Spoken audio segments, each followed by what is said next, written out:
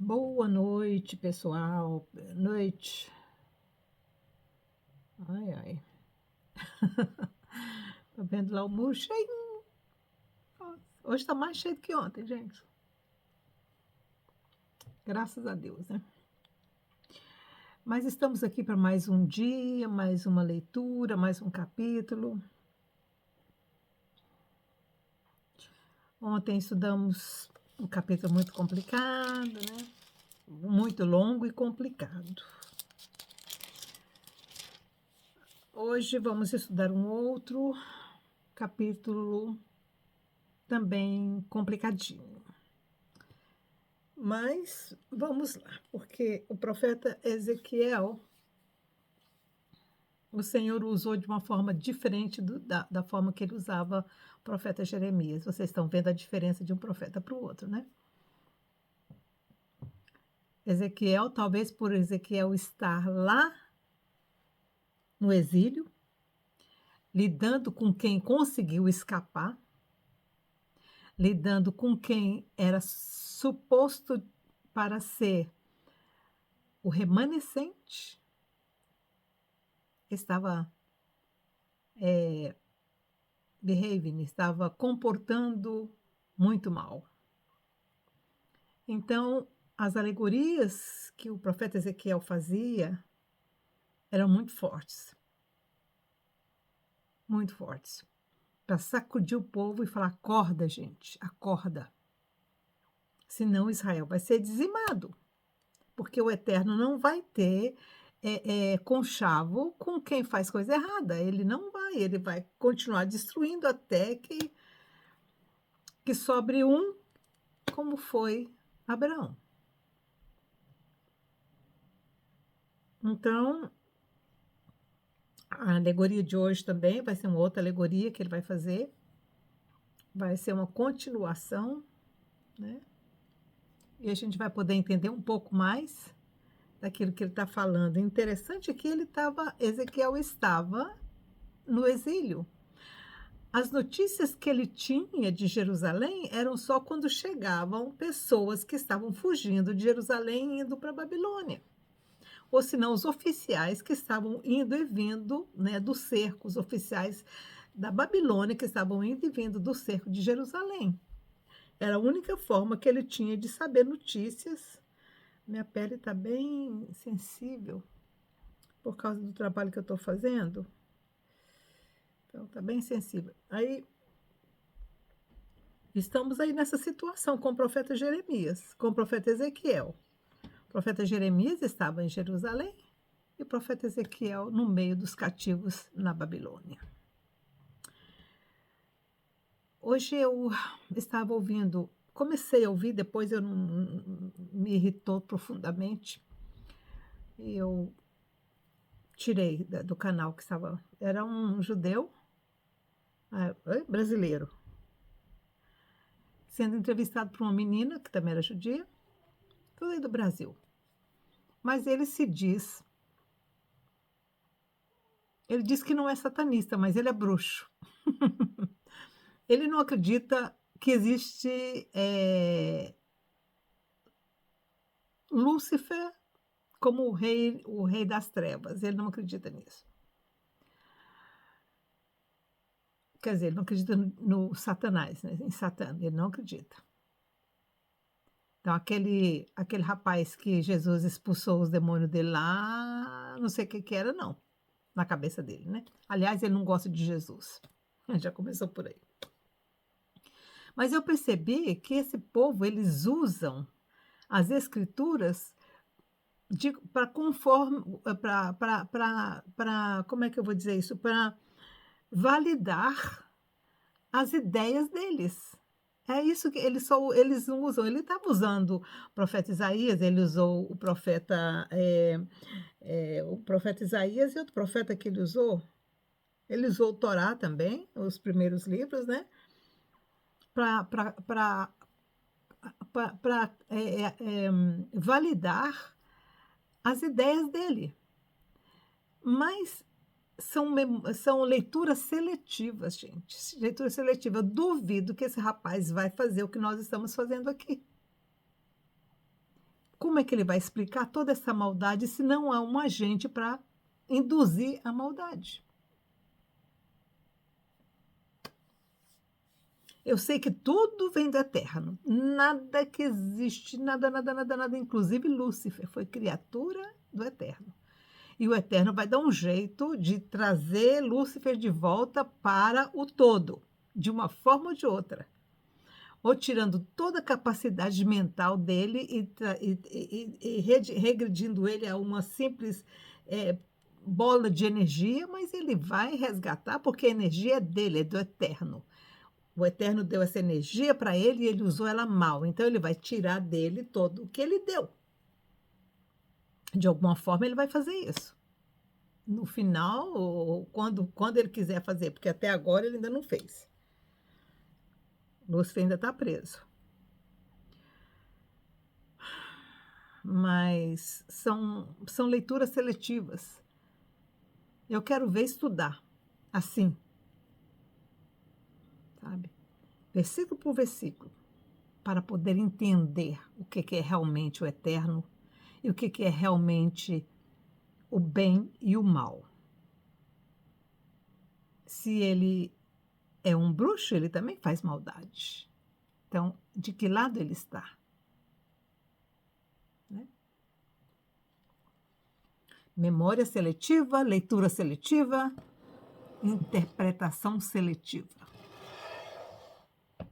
O negócio é você ler e simplesmente ler e tentar entender, como nós estamos fazendo aqui, tentando entender o que o Eterno está dizendo através dos seus profetas.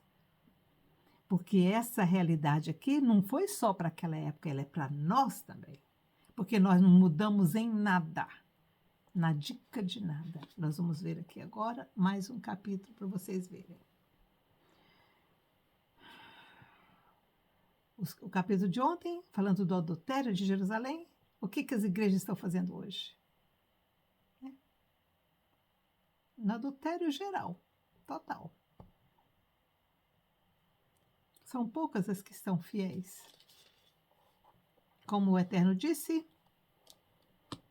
de 100, ele tira 10. De uma cidade, ele tira 2. Vamos lá, versículo 17. Capítulo 17, versículo 1.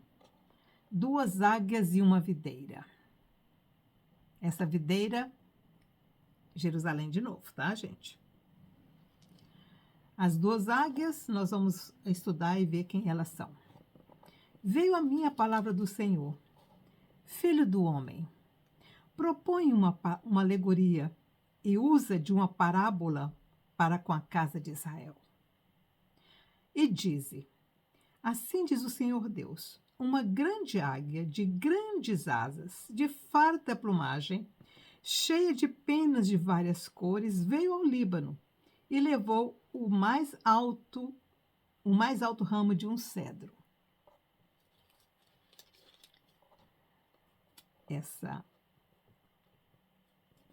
Vamos continuar lendo, depois a gente fala. Versículo 4.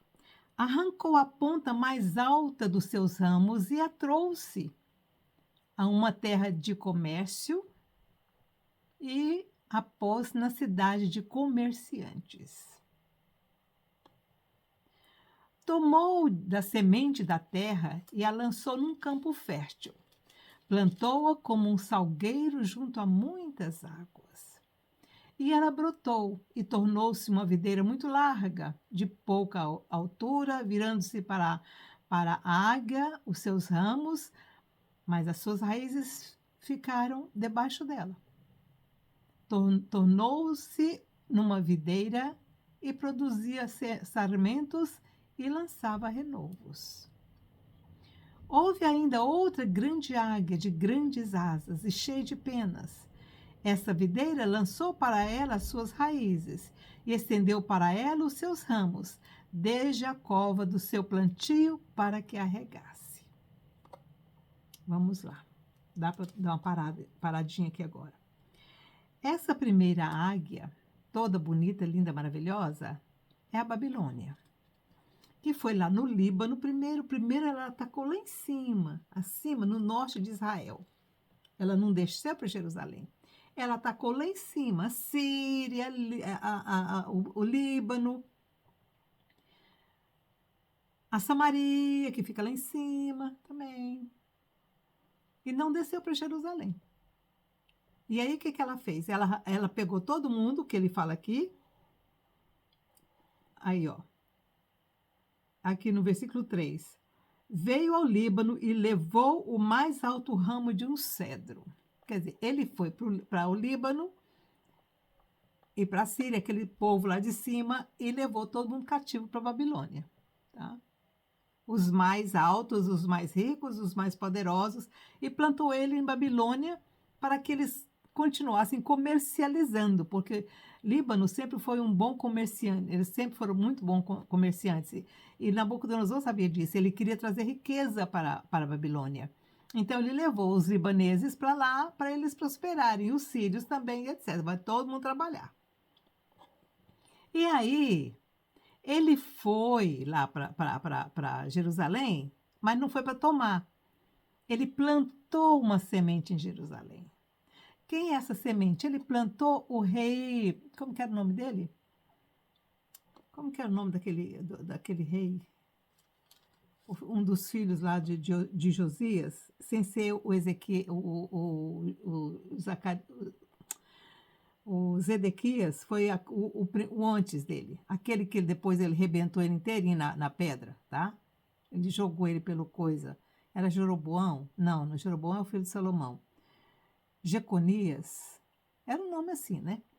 Então, ele plantou esse rapaz lá e deixou ele lá. E aí ele cresceu, ficou bonito. Ele pensou assim, agora a Babilônia não vem aqui. A Babilônia não vai vir. E aí apareceu uma outra águia. Houve ainda outra águia, de grandes asas e cheia de penas. Esta videira, que era Jerusalém, lançou para ela suas raízes, se encantou com a outra águia, tá? E estendeu para ela os seus ramos, desde a cova do seu plantio para que a regasse. Esta boa terra, à beira de muitas águas, estava ela plantada para produzir ramos e para dar fruto, para que fosse videira excelente. Assim diz o Senhor Deus, ela prosperará? Não. Não lhe arrancará a águia as suas raízes e não cortará o seu fruto para que se sequem todas as folhas de seus renovos? A primeira águia, né? Não será necessário nem braço forte, nem muita gente para arrancá-la pelas raízes. Porque não era muita gente, né? Ficou pouca gente na terra. Para um exército grande de Nabucodonosor, não era nada. Jerusalém não era nada. Versículo 10. Mas estando plantada, prosperará? Tocando-lhe o vento oriental, de todos não se secará? Desde a cova do seu plantio se secará. Então veio a minha palavra do Senhor. Diz agora a casa rebelde: não sabeis o significado, o que significam essas coisas? Dize: veio o rei de Babilônia a Jerusalém e tomou o seu rei e os seus príncipes e os levou consigo para a Babilônia. Então tomou um da semente real e fez aliança com ele e o ajuramentou e removeu os poderosos da terra, para que o reino ficasse humilhado e não se levantasse, e, embora guardando a sua aliança, pudessem subsistir. Olha qual que era a ideia de Nabucodonosor. Quando ele instituiu Zedequias, o rei, quando ele constituiu Zedequias lá, foi o último rei de Jerusalém, ele pensou, eu vou colocar eles agora vão ficar quietinhos, vão trabalhar, vão prosperar devagarzinho, né? Vão viver bem aqui, eu estou deixando eles viverem bem. Mas ele se rebelou contra o rei de Babilônia, enviando seus mensageiros ao Egito, que era a segunda águia. Tá? para que lhe mandassem cavalos e muita gente. Prosperará ou escapará aquele que faz tais coisas? Ou quebrantará a aliança e escapará? Quer dizer, a primeira águia fez uma aliança. Ela levou os de Babilônia, ela levou todos os grandes lá de, como é que chama? Lá do Líbano, e da Síria, e de Samaria, e deixou nada, né? Mas em Jerusalém, ele levou aquele filho lá do outro, naquele que ele jogou lá no precipício, mas ele deixou o Zedequias, o rei Zedequias, que tinha 21 anos quando ele deixou. Ele pensou, o menino vai ter cabeça e vai fazer as coisas direitinho, né? Ele é novo, ele vai ter medo de contra um rei velho como era Nabucodonosor. Mas não, o menino deve ter ouvido coisa que não precisava e mandou para o Egito um mensageiro. Vai lá e pede para eles mandarem para a gente. Vocês lembram o que aconteceu? Lembram? Que o rei, a Babilônia veio, que estava o pessoal o exército de Babilônia que estava em volta de Jerusalém para manter a ordem. Quando ficou sabendo que estava vindo um exército do Egito, o que eles fizeram? Eles foram lá para encontrar com eles. E aí o Egito ficou com medo e voltou, não foi? Pois é. O que aconteceu? Zedequias quebrou a aliança que havia feito com Nabucodonosor. É isso que o profeta está dizendo aqui. Mas ele se rebelou contra o rei de Babilônia, enviando os seus mensageiros ao Egito para que lhe mandassem cavalos e muita gente. Prosperará ou escapará aquele que faz tais coisas? Ou quebrantará a aliança e escapará? Tão certo como eu vivo, diz o Senhor Deus, no lugar em que habita o rei que o fez reinar, cujo juramento desprezou e cuja aliança quebrou? Sim, com ele no meio de Babilônia certamente morrerá. Nem Babilônia ele chegou, morreu antes. Faraó, nem com grande exército, nem com uma companhia numerosa, lhe prestará ajuda em guerra, levantando tranqueiras e edificando baluartes para destruir muitas vidas. A segunda águia voou de volta para o ninho dela. Não ficou, não.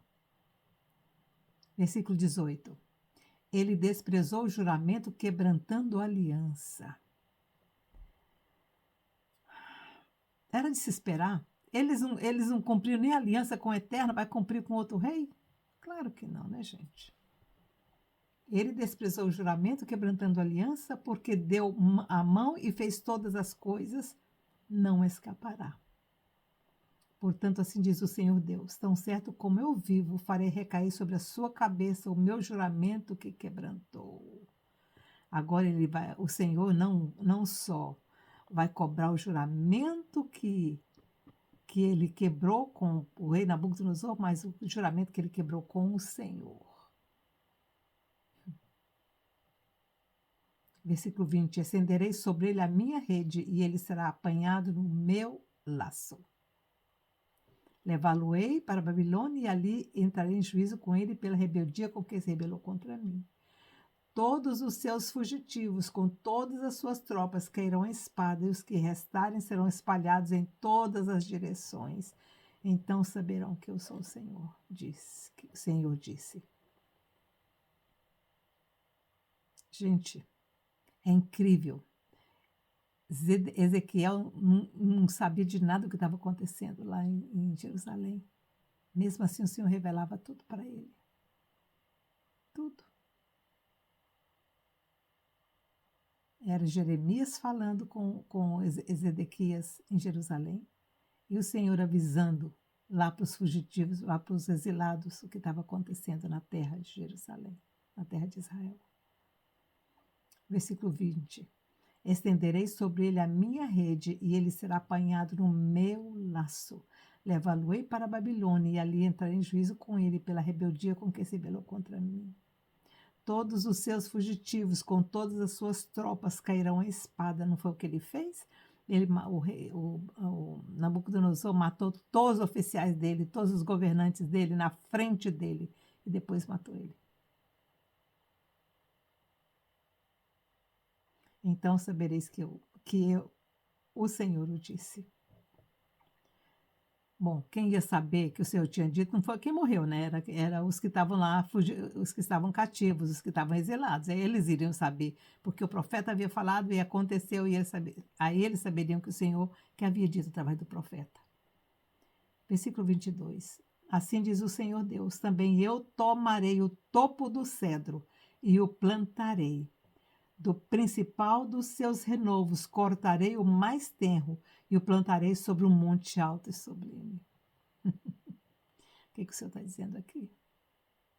Que de todos os filhos de Israel, de todos os príncipes, de todas as pessoas que escaparam, o Senhor ia pegar o mais novinho, o mais tenro, o mais pequenino, e vai fazer dele um cedro excelente. Versículo 23. No monte alto de Israel o plantarei. Ele produzirá ramos e dará fruto, e se fará um cedro excelente. Habitarão debaixo dele aves de toda sorte, encontrarão abrigo e sombra nos seus ramos.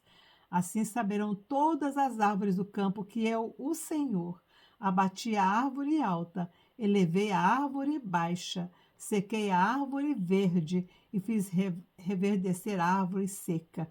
Eu, o Senhor, o disse, eu farei.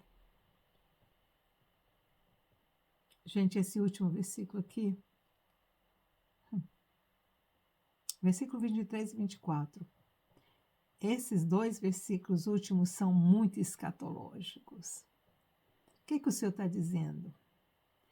O Senhor está dizendo que, com todas as destruições que houve na vida de Israel, ele iria plantar novamente em Israel.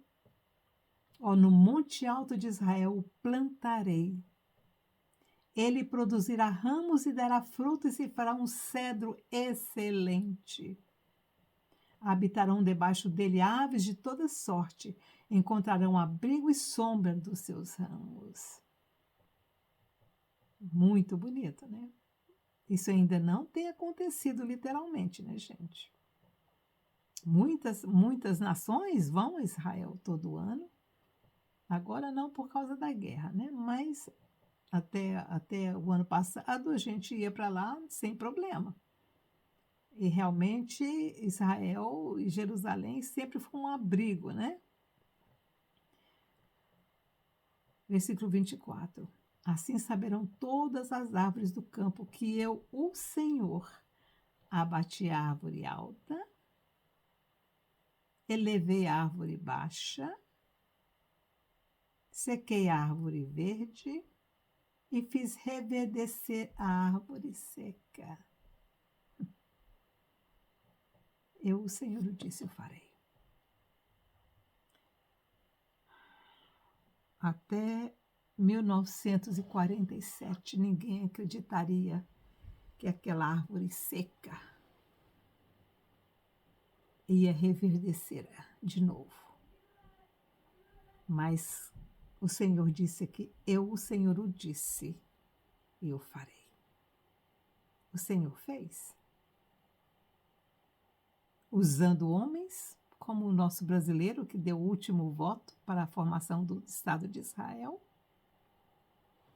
O Senhor fez.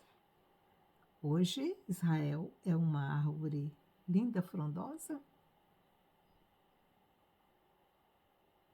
que, pelo que as profecias dizem, não mais será arrancada.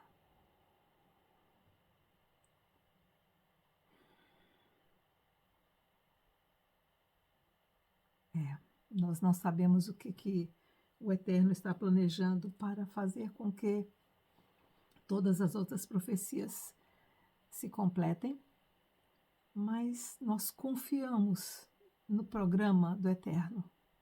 Eu acredito e confio completamente, cegamente naquilo que Ele propôs e faz. Eu sei em quem tenho crido, e estou bem certo que Ele é poderoso para guardar o nosso tesouro até aquele dia.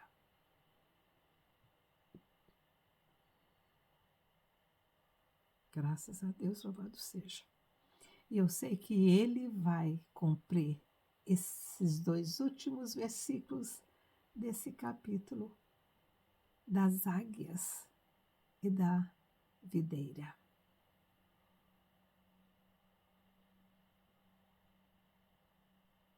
Israel foi abatido muitas vezes, foi destruído muitas vezes, a árvore secou completamente, mas a árvore seca ele fez brotar novamente os seus ramos.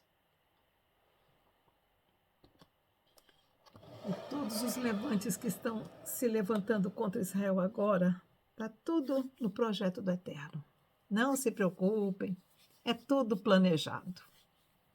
Todos aqueles meninos que estão brigando, eu estou vendo que vai ter aqui mais uma reportagem sobre o que está acontecendo nos Estados Unidos, né? As universidades, os estudantes da universidade, todo mundo lá fazendo campanha contra Israel, os estudantes, e enaltecendo o Hamas.